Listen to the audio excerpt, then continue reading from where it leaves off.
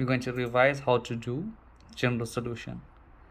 Key points to consider when we're doing general solution is that sine and cos, we always use plus k dot 360. When we're using tan, we say plus k dot 180. When we're finding the reference angle, never ever put the negative sign. After we find the reference angle, take cos rule into play. Sine is positive in this quadrant, tan is positive in this quadrant, cos is positive in this quadrant, all is positive in this quadrant. These are the rules for each quadrant. Things to also take into consideration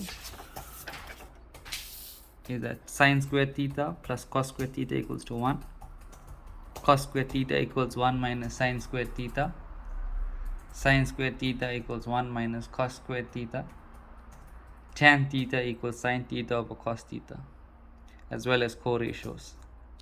Remember, these formulas are not found in the formula sheet. Also, what we need to take in consideration is the double angles and compound angles. This, fortunately, is in our formula sheet. So today we're going to do an example.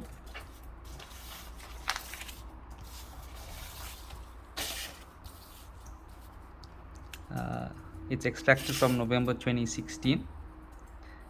It says 2 sine 2x equals to minus cos 2x, and it was for 4 marks. So because we have sine and cos, we know that sine and cos can be changed to tan. So the first thing we'll do is divide both sides by cos 2x. We'll say 2 sine 2x over cos 2x equals minus cos 2x over cos 2x. The 2 sine 2x over cos 2x becomes 2 tan 2x. The cos 2x and the cos 2x cancel, becomes minus 1. 2 tan 2x will equal to minus 1. We don't want a number in front of the trig, so we divided both sides by 2. We said tan 2x equals to minus half. After we have a single trig ratio on the left hand side, we can now do something called reference angle. From the notes earlier, we said whenever we're finding a reference angle, we never ever put the negative sign. So we'll say 2x because the number after the trig is 2x. Always keep. So we'll say 2x equals shift tan half. We got an answer of 2x equals 26.57. After that, we're going to go back to our cos rule. Because it has a negative sign there, we have to find where tan is negative.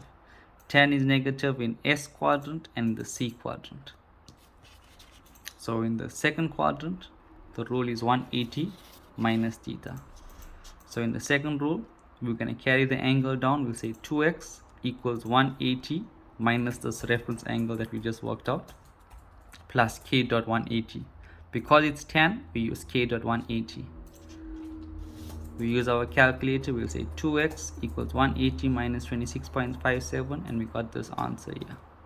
We never ever want a number in front of the angle or x, so we divide everything by 2. We finally get an answer of x equals 76.72 plus k dot 90, k element of z.